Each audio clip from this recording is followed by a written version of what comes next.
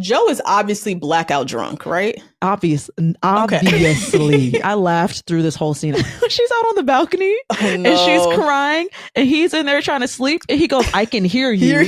She's like strategically in earshot so he could hear her. Like, right. He's like, I can hear your sobs. And she's like, so why don't you come check on me? I'm like, see, look, well, you got to ask him to check on you, baby. Right. And he's doing it from bed. Yo, I can hear you crying. Like, he's not getting up. He did not get up. He was pissed off. He had to sit up to address her. Literally, yes.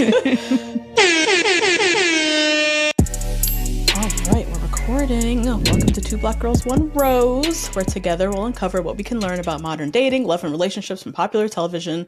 I'm Natasha, and Sequoia Holmes is back. Hello. Oh my God, I love to be here. Oh, we love having you here. Oh my goodness. If you I guys get to already talk my know, big one, get to talk big shit on this one. Exactly. Come talk all your shit with me. Thank you.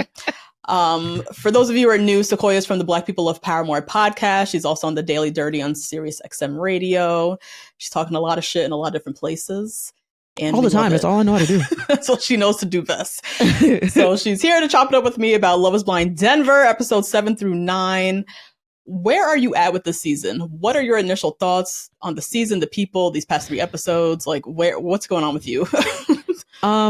First of all, I didn't know Denver was this conservative. I'm like, okay, I thought it was like a blue dot. A blue dot in a red state. You know, I'm like, okay, I thought it was Boulder. I thought it was Denver. Like, these are the blue areas. I'm really confused as to how it's so conservative. Yeah. I will say I do think it's more entertaining than like a couple of the previous seasons. Like, I've definitely had more thoughts and feelings. I'm a little bit more locked in than I have been. For sure. It's more nuanced than other seasons, which I also appreciate. It's like a solid season. No, I don't like a single human being except for Calabria, but it is a good justice for season. Calabria. Justice for Calabria, but otherwise, good season. We'll see. Yeah, it's going to be a train wreck either way, so it'll be entertaining. So Edmond, I have some initial thoughts before we get into the recap. Yep. Edmond officially makes me so uncomfortable. I'm uncomfortable watching this person on television. I agree. And the internet is now trying to diagnose him. I know. And I hate that for him. I hate that for us. I hate that for KB. Like, I don't like that. We're edging into that territory now with Edmond because he's making us all uncomfortable and there's like so much not being said and we don't know what it is. Exactly, because like if he did have a diagnosis, I would like to know that now. Please. Like tell me, like, so I don't say the wrong thing, but right now I don't know that and just my thoughts are my thoughts. My thoughts. I'm just talking what I see. You know? So that I just needed to say. I'm rooting for Megan and Jordan. That's the one story I am rooting for. Now, who the hell? Oh, Sparkle Megan. Sparkle Megan. Yes. I was like, now, Sparkle Megan. I gotta get her name right. Sparkle Megan and Jordan. Okay, I can see how you can root for them. Yeah. There are one little maybe romance little, story that we can root for. So them, I'm hopeful for. It's gonna come down to Megan. I think Jordan is like all in. It's gonna come down to Megan and whether she's gonna be able to like really bring this person into her life, That part, and also if she can deal with Jordan's apparent insecurities about not being a provider in the circumstance, because he's just not going to be, and I get how that is uncomfortable for anybody, really, but especially a man. Yes. So we'll see with them.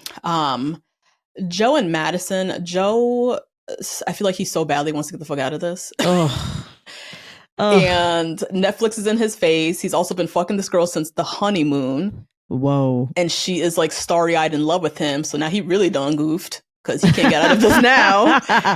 And so now we're just watching him drink his sorrows away. The drinking did confuse me a little bit. I was like, oh, okay. Yeah, he is pretty drunk. I think the episode, are we getting into the episodes now or are we doing an overview before we get into it? Just a little overview. Okay, I don't want to get into it quite yet. Okay, I'll wait on it. Okay. But yeah, Joe and Madison, I feel like Joe is trying, low-key, to find it. He's trying to find it. He's trying to find it. Searching. Yeah. He's trying to find it. And she's like, does it take that long? And he's like, yes. Yeah, it does. This is my process, please. Yeah. Oh my God. And then Allie and Anton. So we learned a little bit more about Anton's like single life. So we sure did. And this I want to talk about, like, should your partner's previous single lifestyle concern you? That's a good question. Right? Yeah. Because Allie's trying to weigh that right now in her head, right? Right. And I feel her on this. Right. Same. Okay. Before we dive into the recap, y'all have heard Justine and I reference him a lot when we do the podcast. He's one of the Rose Garden's biggest fans, diehard Two Black Girls, One Rose listener, and he is finally joining as a guest. My older brother, Dorian. Say hi, Dorian. Hello. Thank you for having me, Tosh. Thank you. Yes. It's crazy to see you just switch into podcaster like that. Wow. Yeah, I know. This is my other hat. But yeah, Dorian is joining me today for the pre-show this week. We're going to chat all things Real Housewives of Potomac. If we have time, we'll do Salt Lake City. And then we're also going to dissect all of this critique, all this hoopla around this Aisha Curry interview that she did on Call Her Daddy, which has TikTok and the internet in a tizzy. We're going to get a male perspective, which honestly I'm a little nervous, but we'll see. Oh, boy. Oh, man. But y'all don't know, Dorian and I live for a debate. In our free time, we often go back and forth in voice note, just talking different topics. Yes. So I think Gene was like, you going back and forth with Tasha? I'm like, I feel like aren't you supposed to argue with your sibling? Your siblings at all times? Not like argue, like fight, but aren't you supposed to be in a healthy discussion? In discourse, yes. We are constantly in discourse about different things. So you guys are going to get a little bit of that today. This pre-show, of course, you guys can only listen to on Patreon. All the good shit is on Patreon, guys. You can watch the full episode, full video of this episode. You can listen to this episode without ads. You obviously get the pre-show, of course. You also got to join us for Two Black Girls Watch on Patreon. You get every new episode earlier than it'll drop on YouTube, as well as full, uncut, extended, ad-free versions. You also get access to the full Two Black Girls Watch archive.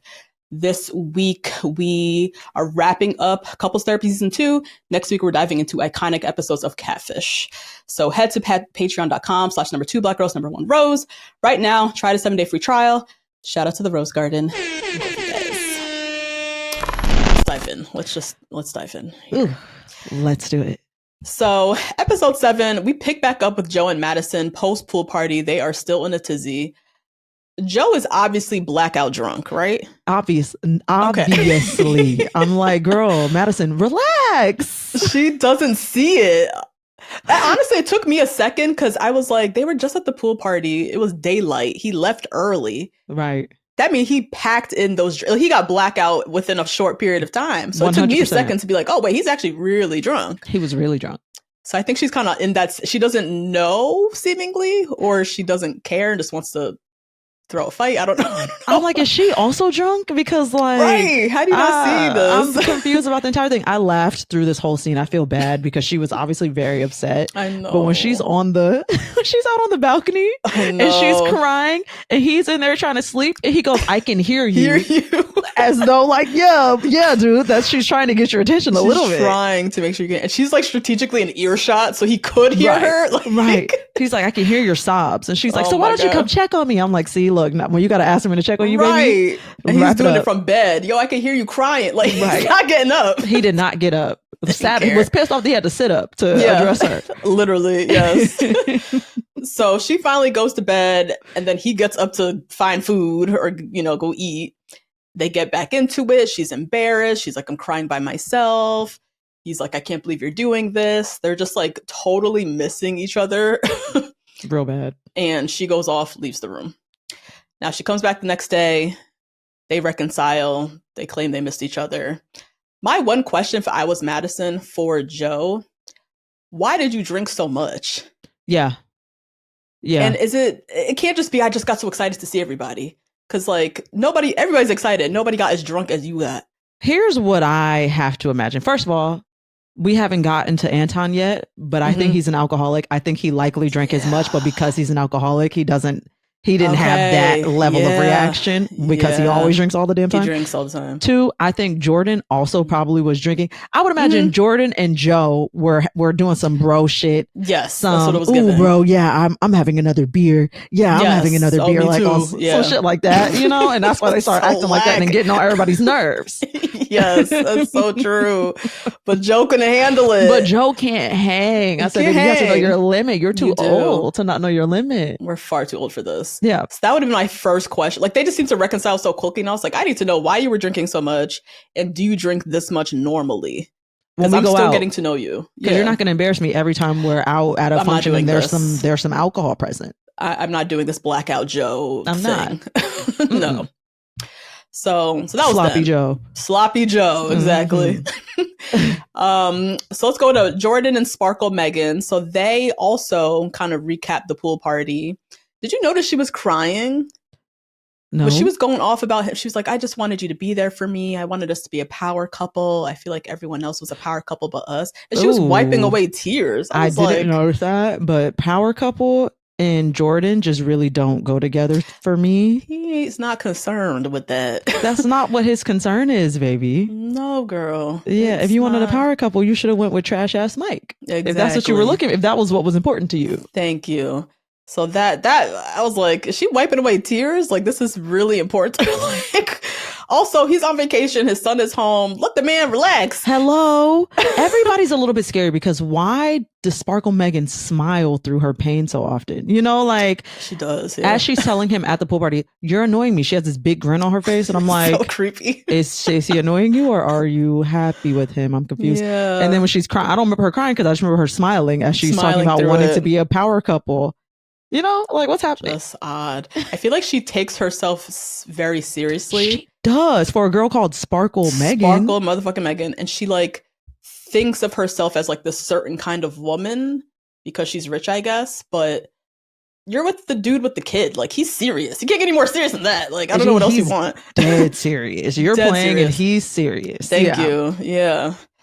So that was her and her shenanigans. Yeah. Now, Calibria and Edmond, next day, post Edmond's alarming emotional breakdown over KB not giving up that cat. To put it lightly. First of all, so they're at brunch or whatever chatting. What the fuck was in Edmond's hair? It was so distracting to me. Did he have something in his hair? He had his pick, and then he had like some like branches coming out.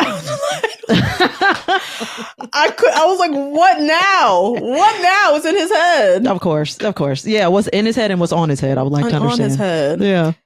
So anyways, he apologizes for his behavior the night before, and you could see Calibria's energy is just noticeably different, right? Mm-hmm. She admits that she kind of struggles to get over things, and you know, she's working through this. Last night was a lot, but they seem to reconcile, and she's like turning a new leaf. If they make it to the aisle based on the shift in energy from her, she's saying no. If they make it to the altar, she's definitely saying no. How is she moving past last night, though? How does she sleep in the same bed with him after last night? I would have been a little scared. The way that he looked in his eyes, been very scared. Yeah. Scared me a little bit. I wouldn't have been able to go to sleep. No, I don't know how she is. It couldn't be me. After seeing a man cry, boo-hoo-hoo cry, and try to guilt me and also like slut shame me, right, into allowing him to have sex with me. Like, I don't know how to move forward with that person. You threw a tantrum. Child, if I was having a hard time not fucking you before, I'm dry now as hell now that you did through that tantrum. Yes. I wanted almost like a confessional with her or something to give us more intel into her mindset. So I'm like, how is she doing this? I have to think because she's a social worker, she like has a good understanding of the way the human psyche works. So she must know something. I don't know that she felt safe enough to sleep next to him and is safe enough to continue with this whole situation, you know? That's true. That is true. She definitely knows something we don't. Right. Last, Annie and Nick, they're boring to me, but you know, but I'm actually kind of interested. I'm invested in Annie and Nick only because one, we know that Nick has something going on with his sexuality potentially. Something is like a little off. Yeah. You know, he's brought up gay 2 separate times now. In this cohort of episodes, he mentions he's a size queen, referring to the big sale that's up on his wall. And Natasha, do you know what the term size queen means? I'm assuming has to do with the size of a penis. Exactly. It's size of penis, and it is a gay male term to describe a gay man who finds really big penises. You know what I mean? Like, it's really important that the man has a really big penis. Right. He describes himself as a size queen because the sale that he has up on his wall when they go home is really big. And I said, do you know this term, Nick? I said, yeah, that's a really back channel grinder type. Right. That's a deep term. cut. That's a deep cut. I refuse to believe a white man from the mountains of Denver would just happen to know what a size queen is, you know? So that's going on. But also, I think Nick is a fantastic communicator, like a really, really good communicator, way better than the rest of the men on the season by a long shot. And I like when him and Annie had their discrepancy in this cohort of episodes. Yeah. Because Annie, it is Annie, right, that he's with? Annie, yeah. It's too many white women that look similar and have regular names. Annie was upset because she told Nick that she was all in on him. Right. And Nick pretty much said, I love that you said that to me. That is so reassuring. I appreciate it. I'm working to get there with you. And I love that we're building this together. Yeah. She ain't like that shit. But no, and he didn't mince his words. And he didn't mince his word. He held that strong, even in the face of her being like, well, blah, blah, blah, I'm taking the ring off. Like, I didn't know that we weren't in this, whatever. He stays strong in that. Yeah. He doesn't let her deflect into something else. He keeps saying, hey, like, I didn't say that. You put words in my mouth, like, and I was like, that's a communicator. I like it. I like it. Okay. I don't like him, but I like that. But I like it. Yeah. Yeah. Interesting. I missed the size queen part. That is a deep cut. Why do you know that term? Natasha, when I heard it, I said, huh? I jumped. I think I was brushing my teeth and I jumped. I said, oh my God. So first you told us your mom thought you were gay. You told us you're not cool with gay kids. And now you're talking about a size queen? Baby, come on, diva. And production keeps putting these moments in also. Like, somebody knows. One of the producers? Yeah. Oh, that's so interesting. Yeah. And they also, so Annie and Nick, she says something about her dad. Yeah, in this scene, her dad told her, hope you find someone manly enough to bring home. They keep making references to this manly man, mountain man, masculine man thing, and production keeps putting in these clips. It's getting weird. So I don't know what they're preparing us for. I don't know what, but the foreshadow is there. It's there. It's definitely there. Yeah. But yeah, their whole thing is she lives in Denver, he lives in the mountains, so they're trying to figure out like their life, how that's going to come together. Right. Anyways, at the honeymoon, they do another meetup where the girls and the guys, they all meet up. The girls are chit-chatting. Madison just keeps talking about how great the sex is with Joe, and girl, she acting like that's her first bad bitch, and I get it. Joe is kind of cute. He's kind of but like, cute, girl, stop. She really is. I'm like, please don't tell me you're getting dickmatized by this man. Like, I'm so embarrassed. Like, I'm really embarrassed for her shut too. Up. And then she also was saying like, yeah, we're like, we had conflict already. We're like front loading all of our conflicts, which means we're going to have like a great marriage. I'm like, is that how that works? The moment she said that, I said, wow, that's a way to put it. Yeah, that's one way to look at it. Great way to explain it to yourself. Yeah. To try to rationalize it to you. Yeah. Right. Meanwhile, Allie and Anton, they haven't had any disagreement yet. And I can't wait for their disagreement. Because if you remember on the trailer, it's like something like, he's like, you don't clean up after yourself, like blah, blah, blah. And she's like, get into that. Okay. And I like, don't. She's really a spoiled girl. That is his first bad bitch. I could tell that. I'm like, no, that we know. You're not ready. He's not at all prepared. No. KB, we see a little conversation with KB talking again about Edmond not being an alpha, and she considers herself more of an alpha. Oh, I must have missed this part, Charles. Yeah. And this is the second time she's mentioned this alpha. He's more of not an alpha. So that keeps coming up again too. Calabria. Please. And I need an aside with Calabria. Yeah. I need her to explain what is going on in her head. Because I like Edmond is as far as ever from being an alpha, quote unquote, or whatever. Like, he has boohoo cried umpteen times since you've met him, my girl. I understand she's trying to date against her type and like try something new. But she's now in like an extreme direction. She's in no man's land. She's in no man's land for real. Narnia. And how are we reconciling this? How are we moving forward? How are we doing this? Because she's doing a really good job of pretending. A damn good job of pretending. It must be. Because Natasha, how did you feel when she asked him that question? Like, if we're in a club and a man, steps to me in a crazy way, and he was like, well, I don't want to, I'm never going to put my hands on a man. Like, how did you feel about all of it? I thought it was a weird scenario, honestly. I feel like the answer she was searching for, I'm the opposite of. I'd much rather a guy who's like, I'm good on this drama. Yeah. Dude, step off. And then we walk away. That's me personally. But I think she's used to having a guy that's a little bit more, I don't know, confrontational, I guess. And so she wasn't getting the answer she wanted. And I was like, I don't know if I resonate because I don't know if I want that answer. What did you think, though? Yeah, I think I was somewhere in the middle. I like what you said. Like, if it was like a dude step off and then we exit, that's good enough for me. I'm like, yes, I like that. Yes. What I didn't like was Edmond's answer. I'm like, I don't like that either, though. He was saying call security or something. You know, like he's like, I'm never going to touch another man. I thought that specification was weird because of how also coming off the heels of me feeling scared with how he was talking to Calabria when they were in bed and he wouldn't accept that she wouldn't give him coochie. Right. I'm like, it's giving that like, you know how to control your emotions when it comes to a man that could potentially harm you. But now you don't know how to control those emotions when it's a woman that you could potentially harm because you're having a 5-year-old's fit in a 35-year-old man's body. Yes. Boom. There it is. And I didn't like it. You know, I'm like, nah, keep the same energy. Like, you don't know how to control your emotions. You don't know how to control your emotions. So right. Absolutely. Act like it. It was weird.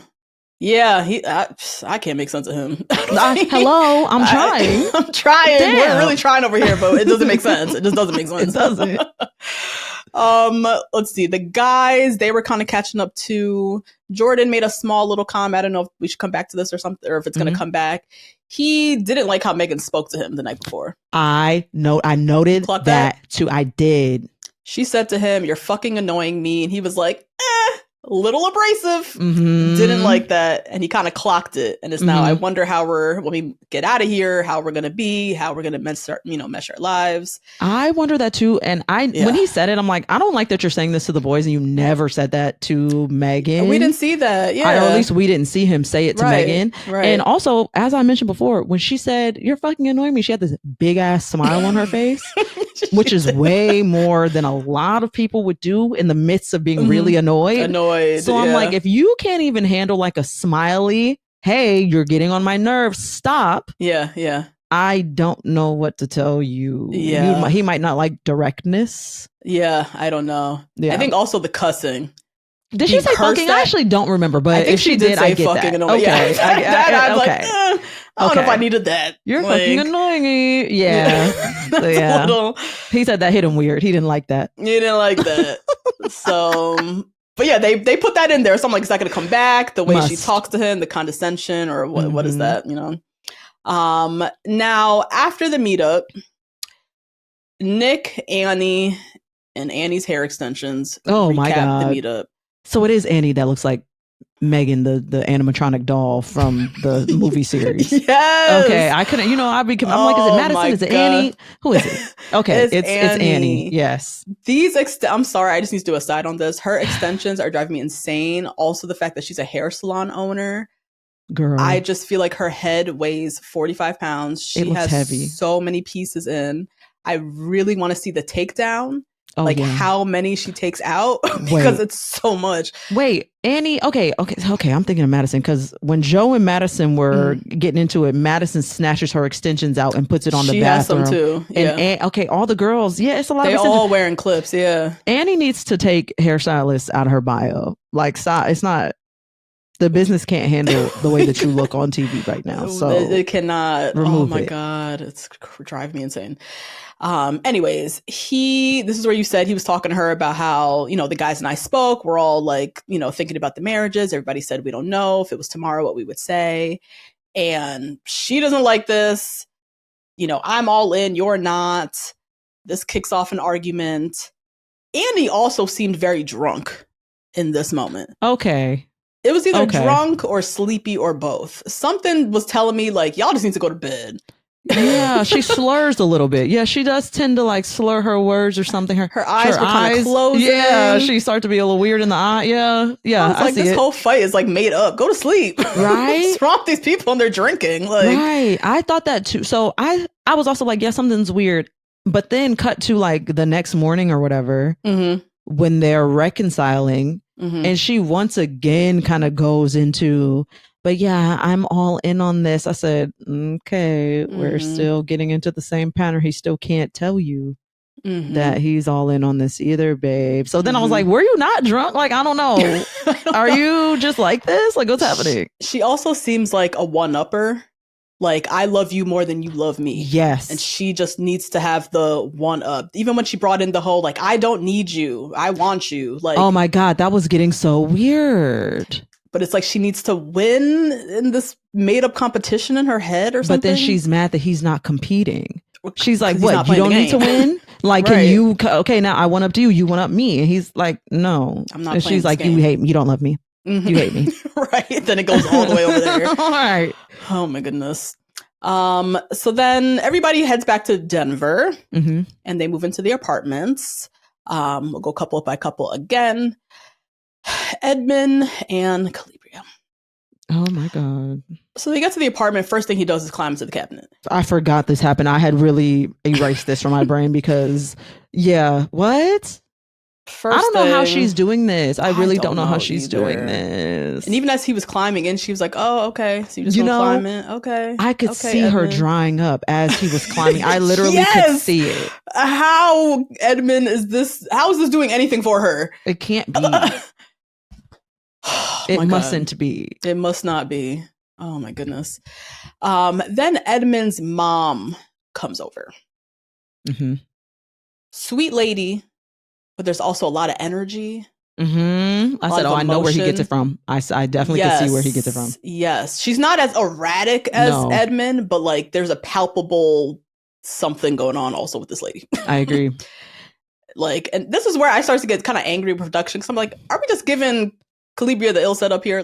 Congratulations, you played yourself. Like, there just feels like there's so much unspoken going on with Edmund and his whole package.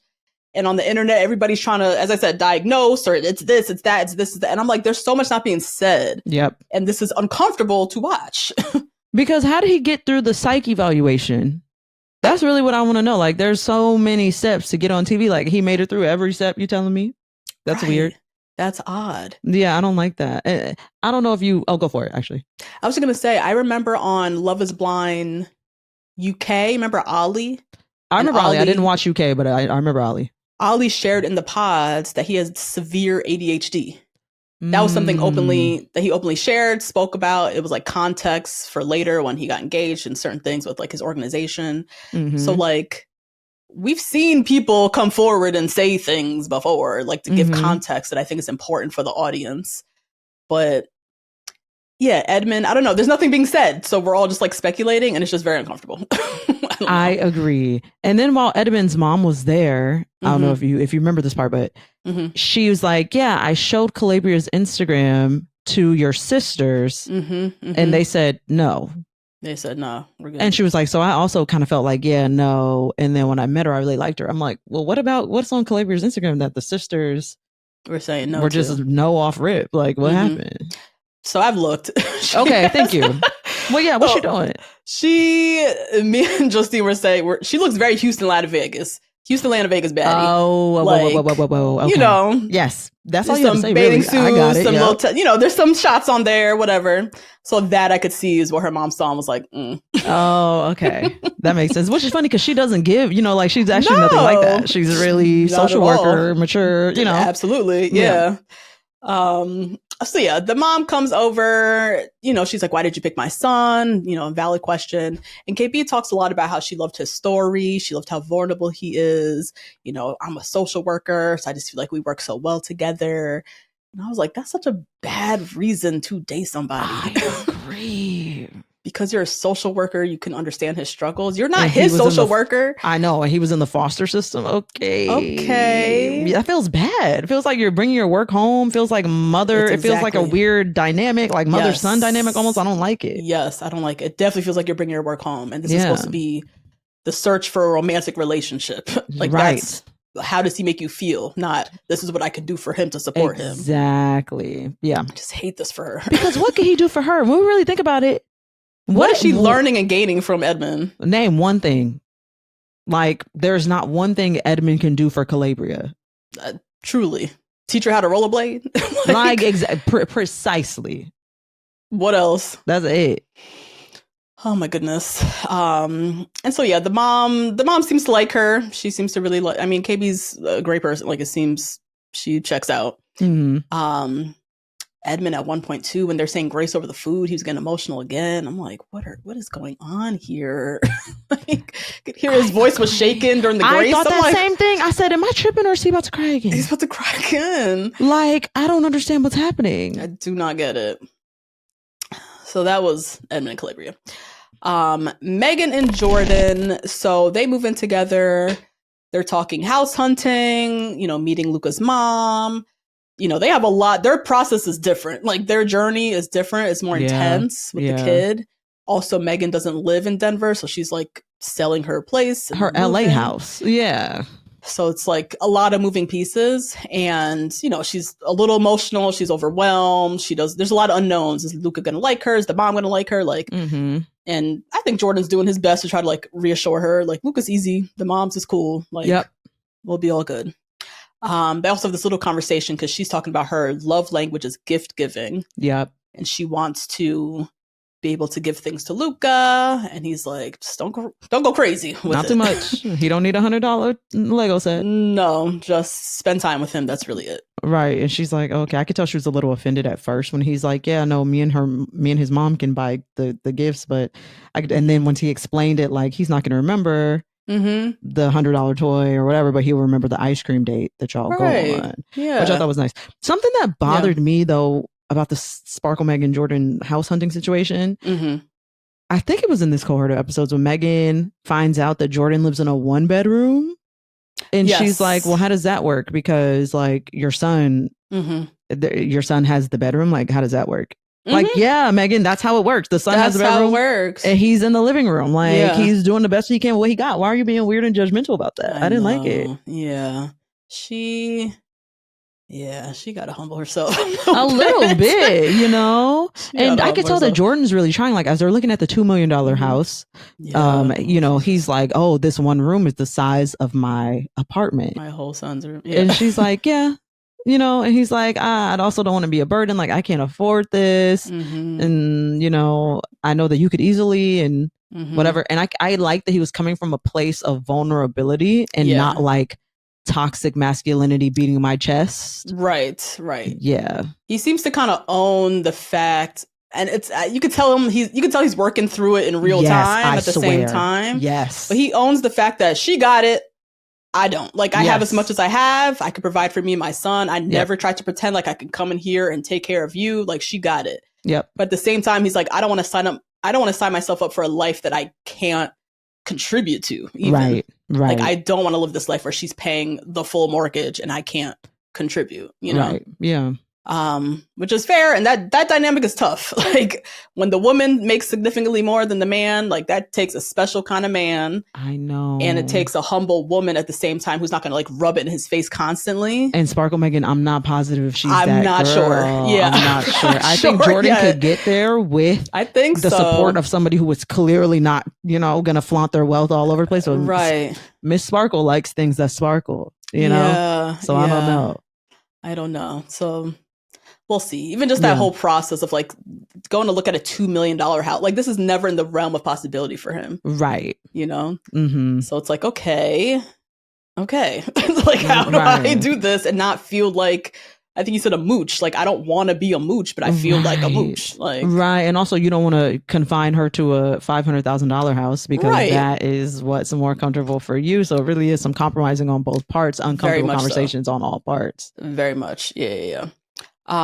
So Megan and Jordan, we see on her dad's 4th anniversary of his passing, they meet up with her mom and sister at a little restaurant. Very nice. Her mom was like, so fun. Sister was lovely. They were lovely. I liked her family a lot. She had great family. Yeah.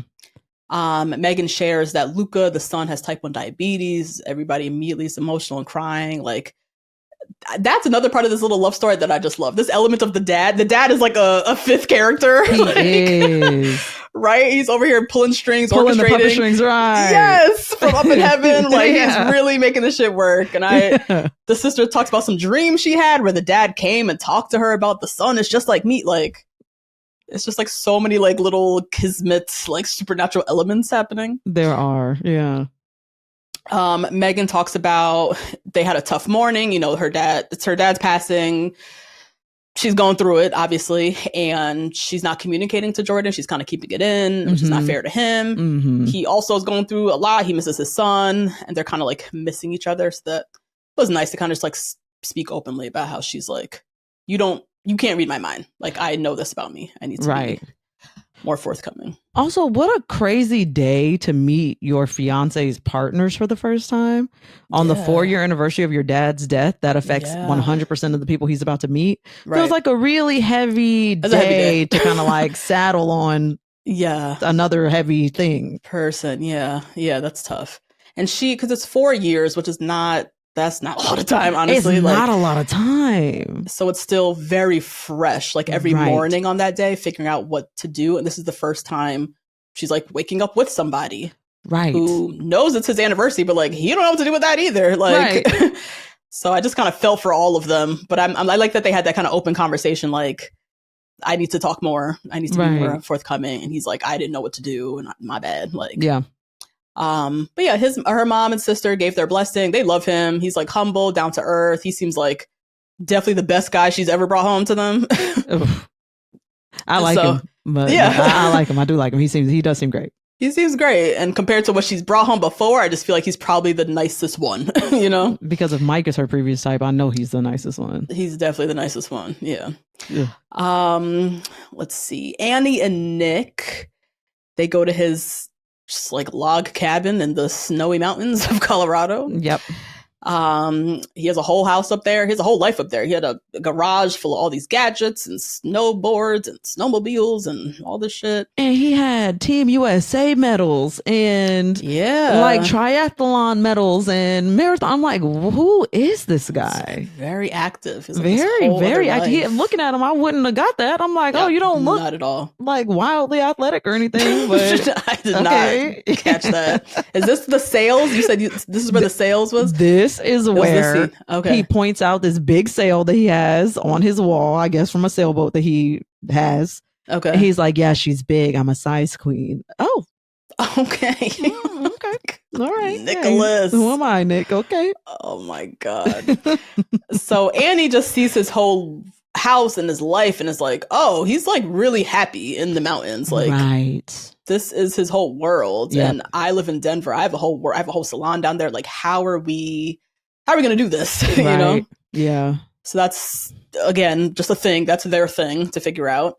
We also meet Nick's parents and brother.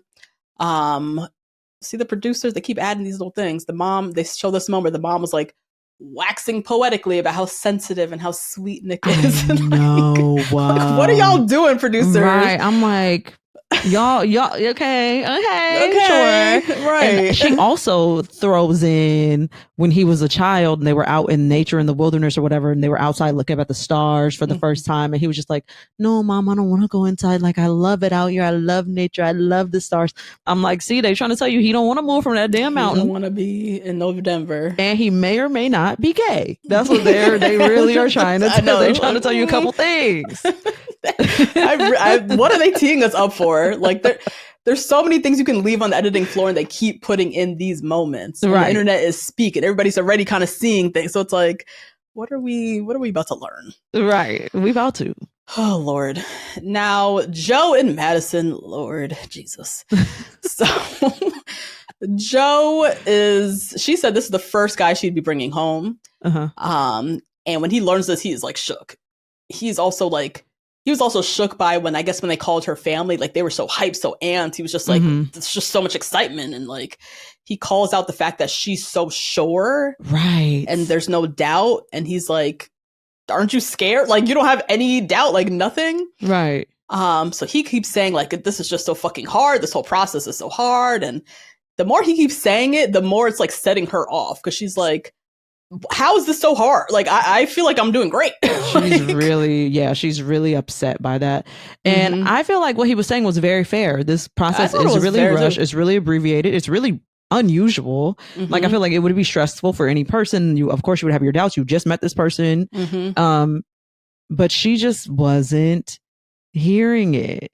She did not like it. She was taking that as a personal affront. Yeah. She felt like attacked in that moment. I feel like she's one of those girls who like marriage is her ultimate goal, you know, and like the who of it is like important, but like not like, oh my God, I have to make the correct decision. She's like, yeah, Joe's great. I'll marry him.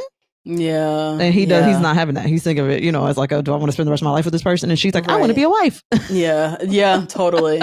Oh my God. I think they also communicate very differently too. Because they do. He, like, as you said, you could hear what he was saying. And all he needed to do was kind of stop and be like, why are you so sure? Like, what makes you so sure? Right. And all she needed to stop and say was like, so what's been really hard for you? You keep saying this is so hard. Like, they could have just like, I don't know. She's very emotional and he's very like also kind of erratic. I'm like, y'all just need to simmer down and just have a conversation about like where you're at. Real. Because every time he said, oh, this is hard, she's like, well, sorry that I'm so hard to love. And now you think I'm so ugly and you didn't think I was hot when you saw me. And you know, like, I'm like, how did we get there? How did we get here? And then he acts like that. Like when and then he responds like, what the fuck? Instead of like inquiring, he kind of responds like, am I on I feel like he thinks he's on a hidden camera show. Like he's like, her reaction is always so overblown in his opinion. Yeah. That he's like, this can't be real. I don't even know how to deal with this. Right. And they just always end up fighting. Yes. Like this doesn't need to be a fight. This could have been a very constructive conversation about like where we're both at currently. Because you're healthy, Natasha. Because thank you. You're a healthy, mature adult. And these give college kids. I don't know how old the two of these people are, but they seem young as hell. Yes. He was the youngest one from the pods. That I remember. Okay. So I think he's 27, 28. I don't remember where she's at, but so her emotions get up to here. He kind of like shuts down. He's like, well, maybe I just won't say anything now. Like I won't talk to you now. Right. Like, I can't express myself. And he did say, he was like, now I feel unsafe to ever express any feelings that I'm having that are less than stellar, you know. Yeah. And she's like, oh, what? You know, like I hate to say low key, I veer toward Joe's side of things than Madison's side of things. Yes, I'm like, Madison, you really are overreacting. I hate to tell you, you are. She is in this moment. And I think what confuses me, like I hear your point exactly. Like in this moment, she's like doing a lot. And it does make it hard to like then talk to her. But I remember on the honeymoon, day one, they're like in the hot tub and he was being honest. He was like, you know, when I first saw you, like I wasn't sure. Oh, yes. And she kind of took it in stride. Yeah, she did. She did. So I feel like she's capable of like hearing something difficult and like having the conversation. You know what? I think she's been sitting with that though. She's probably been I think she kind of sat on that and she said, this nigga didn't think I was fine when he see me. And yes, I am. And he got me fucked up. Like, you know, I think she's kind of sitting on it and it's making her a little bit more explosive than if in that hot tub he had been like, when I saw you, I just thought you were the most beautiful woman. I think she would have more capacity to deal with his ebbs and flows. Okay. If that had been the initial conversation. But since it started off on like whatever, she took that in stride. Yeah. I don't think she got too much more capacity to play with him. More stride. I don't know if she got too much more stride left. She's reached max stride. That's true. Oh God. So yeah, the drama now, she takes off the ring, she gives it back, and it's that like, was okay. Funny to me. Madison. Oh my God. She's so Don't funny. take off the ring. That is not. I know. We can't do that. You know, it's because I feel like I see myself in Madison. Like I feel like I don't want to say all women, but many women are Madison before we kind of mature and like grow up a little bit. We're Madison. And so I'm like, girl, you know, I understand the drama. I understand the drama. And it's fun. It's fun. Yeah. So, okay, the next day they go to his apartment. We see his like studio apartment he lives in. He's apologizing. Joe doesn't even know what he's apologizing for, honestly. He's like saying these words. He's like, I'm going to be more intentional. Like, I'm here for you. And I'm like, you don't even know what the hell you did. Like, because he be drunk. Confused. I don't know I really don't know if he's drunk or what, but I'm like, it keeps feeling like he keeps having to apologize for shit that he did the night before. And I'm like, are you always drunk the night before? And then you wake up and you regret it or what? Or you can't remember what you did, but you're just apologizing anyways. Yeah, it does give that. My goodness. They also in this episode they meet Joe's family, his parents, stepdad, I think, and like two sisters. And Madison is just talking. She was really friendly, really chatty with them. Super Way more friendly I've seen her be with Joe. Yeah, she was putting on, making sure she turned like on her. Yeah. And she was talking a lot, and I wanted to hear more from Joe. And then we see him at the end in the confessional, like, it was everything I fell in love with her for, like, but I don't know. I just feel like Joe is on this ride. He don't know how to get off. He wants to get off, but he don't know how to get off. Now the family loves her. Now he's stuck. Like, I just feel like it's really going to end really badly for them. Yeah, I think he's saying no at the altar as well. If it makes it that far, I think he's saying no at the altar as well. There's no way I see him saying yes. No. I can't. Now, Allie and Anton. Oof. So they were the picture perfect couple, right? No issues, no nothing. So we see their life a little bit. They both work nights. She's a nurse. He's something in truck driving. I think. What is he? I keep every time we go to describe him, we're like, he do something in at night. Trucks, drive. Like, you're at that strip club. Sure. Your job is strip club. Right. Exactly. Let's be clear, Anton. Why you come home so late? Hello? What time did you get off work? What you doing? Yeah. Lord. So they have this conversation because she's about to start school. She's going back to school full time. And she said the last time she was in school, she was living at home with her parents, and they cooked, they cleaned. Deeply iconic to me. This was a deeply iconic moment to me. Yes. I was with my parents. They cooked and cleaned. So just so you know, cleaning is not going to be a priority for me. Allie is so she all but told him, and you better have my food ready when I get home, when I finish studying too, and the house better be spotless. She was real. I said, come on, girl. Let him know that in a few minutes, that's what he about to be told. Yeah. Another one who did not mince her words. She doesn't. I like Allie a little bit. I like her a little bit. Because she knows herself. And she's like, Anton, you see what I look like. You have to know what time it is. Stop playing with me. Like I know you have eyes. So So you ready to take care of me, right? Take care of me or cool. Don't, because somebody else will, I promise. Absolutely. So up to you. Whatever you do. Yep. Oh my God. So we see later in the episode, they meet Anton's friend and the friend's girlfriend of 4 months. And there was a little conversation about Denver. They don't really like Denver. Her and Anton are thinking about moving to Florida, which is like the first time we've heard that. So that. And then at one point, the two girls, Allie and homegirl, go to the bathroom, and homegirl's in the bathroom spilling the tea. She was throwing all their business out there. She couldn't wait because she could see Allie sitting there all naive and has no idea who Anton is. Just wait till I get you alone, sis. She says she's surprised that Anton is here. He was not the marrying type. Right. How Anton and her boy, they be going to strip clubs.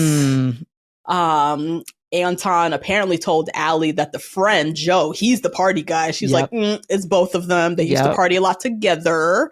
Like, she was clarifying, boop, boop, boop, boop, boop, like everything. She was clearing it up. Oh, yes. And then we see a small moment, too, with Anton's friend saying to Anton, like, bro, I didn't think you would last. I thought it'd only be 2 weeks. Like, yeah, it was crazy. I'm like, oh, Anton, you a different man that you didn't present it to us and to absolutely. Allie. And she's not going for it. She's not going for it at all. So Allie now is obviously very hesitant about this idea that he's ready because he was just partying 3 weeks ago before I met him. Right. So she gets back to that table with the friend Anton and the friend's girlfriend, and it's like, you're in trouble. I said, oop. You could tell he tightened up. He was a little uncomfortable too. He tightened up. She said, yeah, you're in trouble. You're in trouble. And the homegirl's just eating her food across the way. Like, I did tell her everything. Like, sure did. Yeah.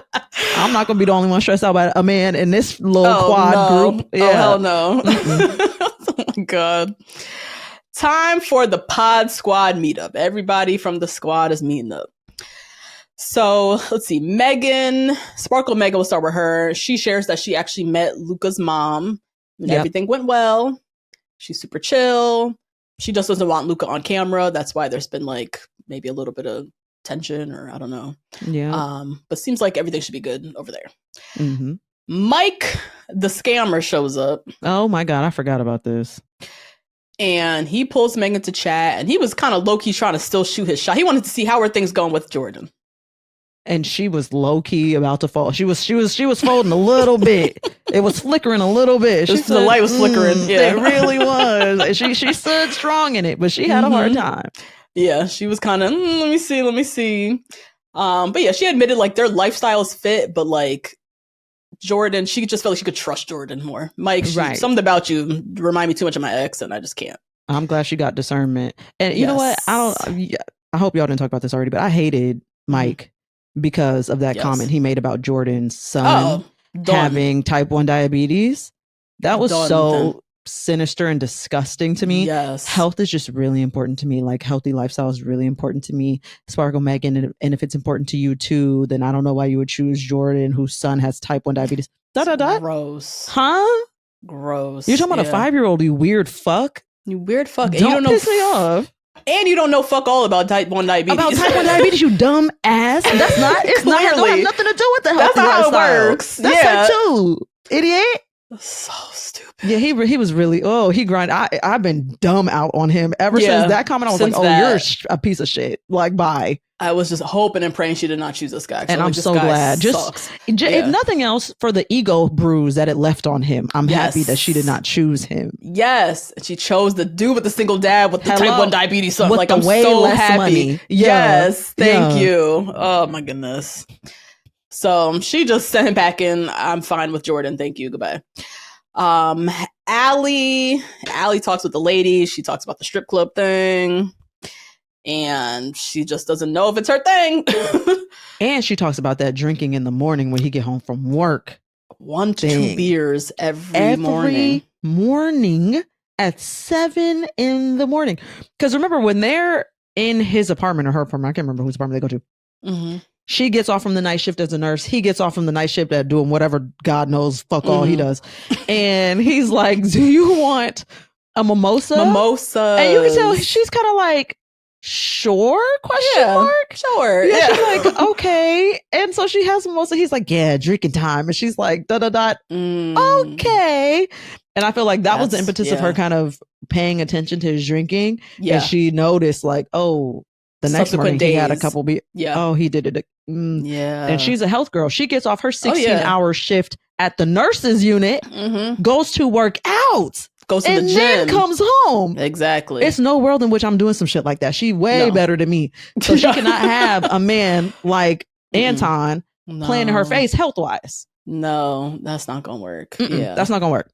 And you already know he's like justifying it. Like, I worked a long night. Like, this is my nightcap. I know it's the morning, but like, I work so nights. Many guys do it when they get off. Yeah, work. They just have I don't give a rat's ass about none of that. If she don't like care. That, she doesn't like that. And you could tell when she's talking to the girls in the pod squad, the whole pod squad situation, and she mentions it, and they say, morning? Like, he's doing it every morning? I'm like, this not gonna work. This not gonna work. Not at all. So Allie's starting to learn Anton, like, for real now. Yeah. And his lifestyle and who he was before he put on this show for her. Like, so the cracks are very apparent. They're cracking. Patrick shows up. Patrick shares that Casey completely blew him off. Yep. Hasn't seen her, hasn't talked to her since. He's tried. We saw that coming. We told you, my man. We did, baby. The way she was saying goodbye, I was like, she's never going to talk to him again. She's literally about to block you as soon as you walk out. You can't find her Insta. You can't text her. Never going to find that lady again. Never. And he literally confirmed as such. Like, oh my God. Yep. He said he asked for the ring back. She said no. Production can't let her keep that ring. Everybody's insane. I'm like, it is kind of crazy for you to ask for a ring back that you did not pay for. One. Two, it is crazy for her to say no to somebody asking for the ring back. It's all crazy. Everybody's kind of nuts. Insane. Absolutely insane. And so, yeah, he is just reeling over the fact that, like, it wasn't even a day. Like, it was literally like hours later. He said it was 2 hours. Right after the reveal. That was really sad. And this is, mind you, coming off the heels of him being really uncomfortable to tell her that he's Asian because his historical experience is that women don't like him because he's Asian. You know, the white women in Denver. Yep. And I don't know if she thought she was different or she hoped that she was different or whatever. But like, baby, I could have told you, you're not different. You're not Exactly. different. Of all everybody that could be, it's not you. It's not you, girl. Have you seen their interviews? They've done interviews now since. I've heard that she's been on an interview. I haven't seen anything, haven't read anything. What's she been saying? So he said he's reached out to her. He's tried to do a one-on-one, tried to meet up. Like, he said she hasn't even given him a phone call. Like, he literally has not seen him. did see that he asked her to call him, and she won't call. Just no communication. Nothing. Meanwhile, she's saying in her interviews basically the exact opposite. Like, she's literally saying, like, literally the opposite. I've reached out to him. He won't reach out to me. Like, this is insane. This girl's crazy. Yeah. Why lie? Like, we know that you're lying. We know you're lying, girl. Like, oh my God. What's the point? It's because she don't want to look racist.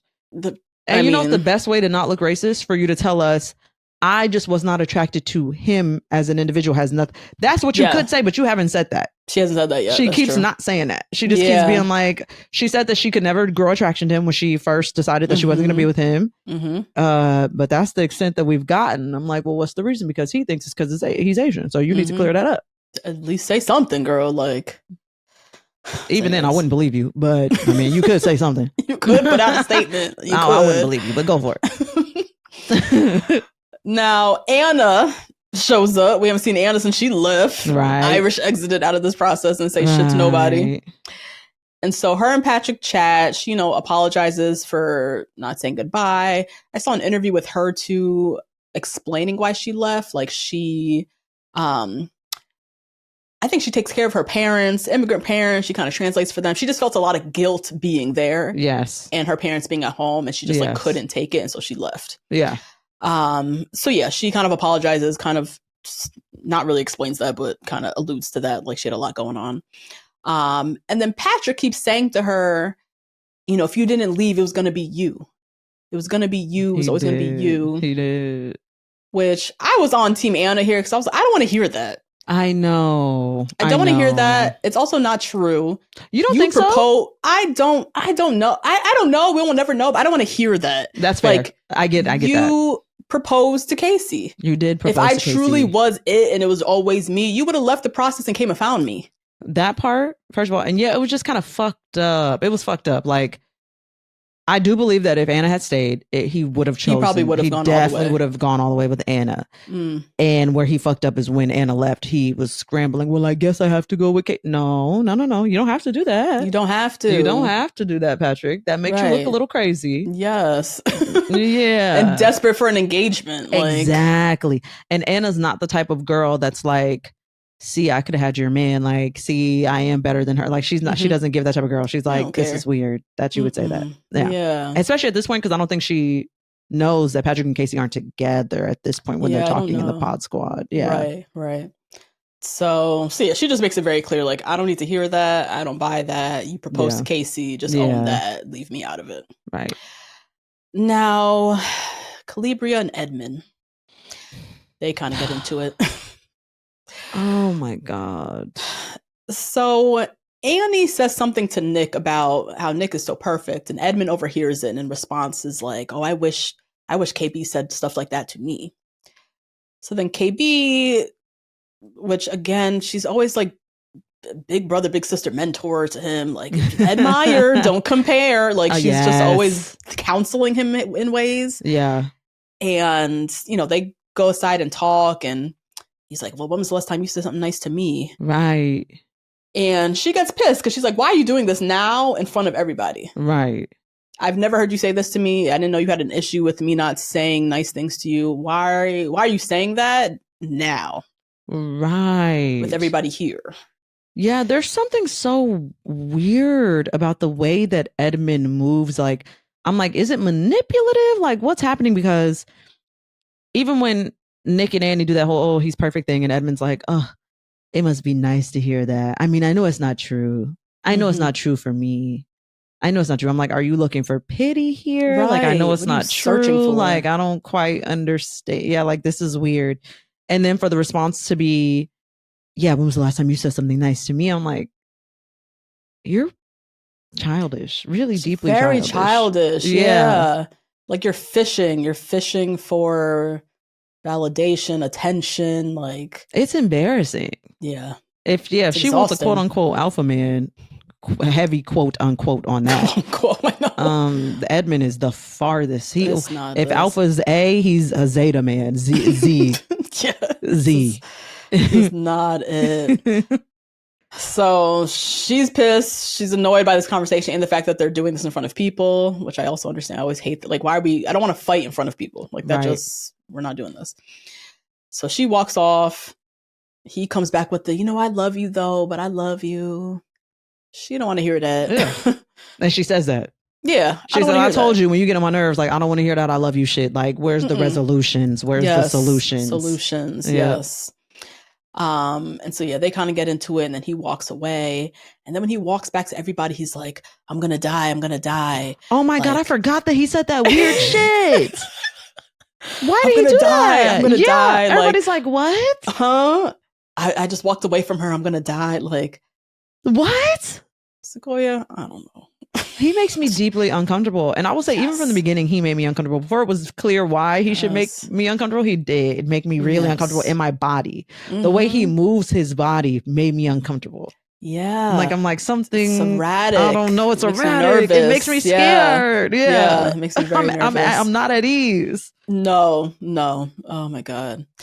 So, he said that weird thing. And then we don't see them talk the rest of the time. Yeah. And she's kind of just doing her. And Calibria, girl, I don't know what you got planned for yourself, but we need to get out of this. What I do know is she don't have Edmond playing for herself. Can't possibly. I think she's going to say no to the altar, or in the next cohort of episodes, she's gone. Yeah, she's gone. She honestly shouldn't make it down to the altar. She should have been gone. She shouldn't have made it past that bed when he started crying about not getting no coochie. No, exactly. Yeah. So I'm hoping we see something dwindle in this next 2 episodes. Last but not least, we have Kate. Kate was the other love of Nick's life from the pods, the other lady he proclaimed his love to. Why can't I think of what Kate looks like? Blonde. See, that's not helpful. There's so many of them. Blonde. I want to say big boobs. I'm child. Let me just Google this lady.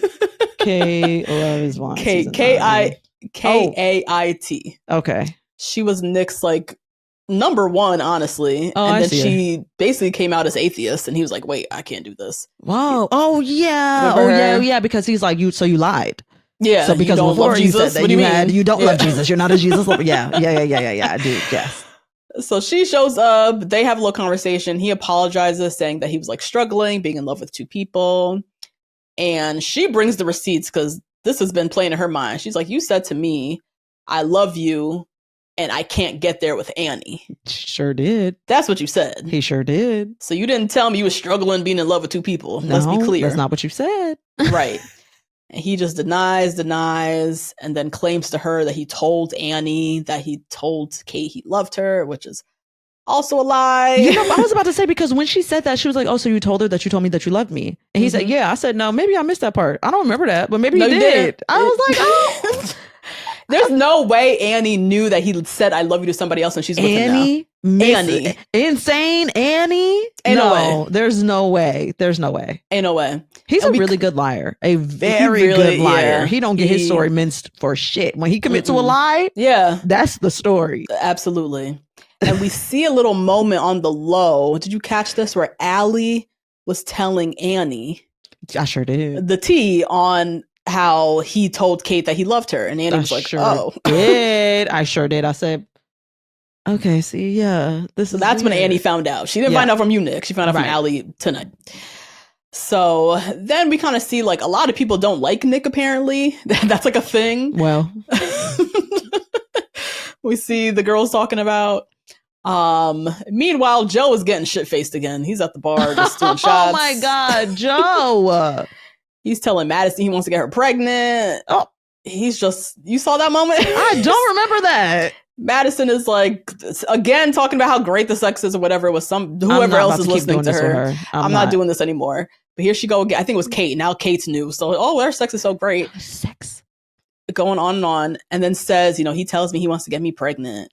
And then they cut to Joe at the bar, doing shots, doing more shots, drinking his sorrows away because he is saying too much, doing too much. And how he gonna climb his way out of this, I don't know. That's, you know what, men are so strange because why is it always, I want to get you pregnant? Why is it never, I can't wait to walk down the aisle and marry you? Dun, dun, dun. Can we keep an order of events? Hello. Yeah, okay. We haven't even done the other thing yet. Right. So ridiculous. And that was episodes 7, 8, and 9. That was good. Those were, I had a good time. I'm having a good time with the season. Not gonna hold you. I'm having a great time too. I'm not gonna lie. Yeah. It's a solid one.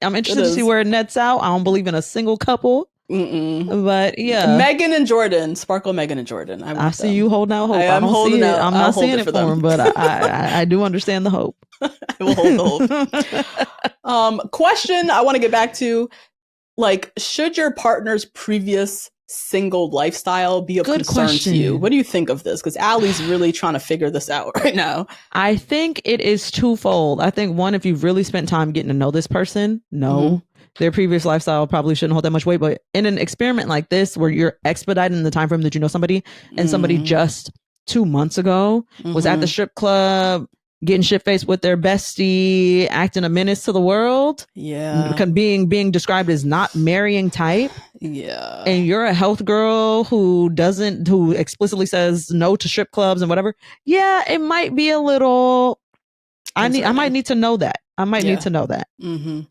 Yeah, I agree. The fact that this is an expedited process, your single life, which was 2 weeks ago, holds a lot of weight. Just happened. Yeah. It just happened. And then we also see with Anton is one thing, but Joe, I feel like Joe's single lifestyle involves a lot of going out and drinking. Because I went on Joe's Instagram. I think it was Joe, if I'm not mistaken. Yeah, I went on Joe's Instagram and he was drinking and climbing on top of the roof of a bar. See, question mark? I'm not doing this. No. Yeah. And I was like, oh, okay. I guess. But when it comes to should your previous life be of importance? I think of Calabria saying that she used to have one night stands, but she's changed. She hasn't done that in about a year. I thought that time frame was crazy for her to state out loud as well. Not that that's important to the one night stands, but I'm like, a year, girl, that was yesterday. What are you talking about? A year? Ago. Shut up. You are really implicating yourself way too much. If that's important to him and therefore you're trying to remove some of his feelings about it, what you just said is not doing it. Not gonna do it. That's not gonna do it. That's so true.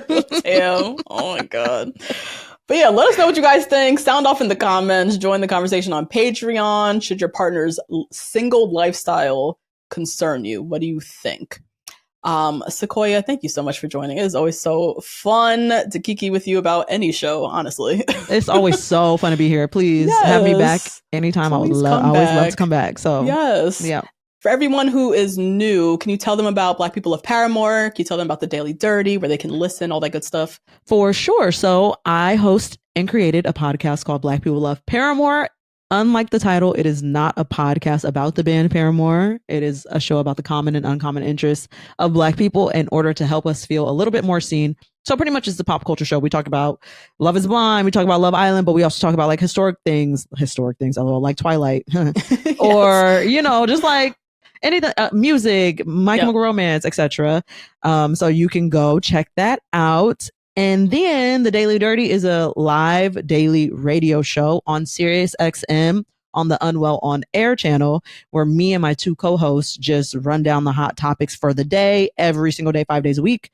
So not weekends, but 5 days a week. And we give our thoughts, musings, we get you caught up. You can think of it as your daily digest for all things pop culture if you want to be in the know and be able to talk to people about it. Mm-hmm. Nice. Go check out Sequoia at all the places. I'll link everything down below, and we'll be back next week, guys. Bye. Bye.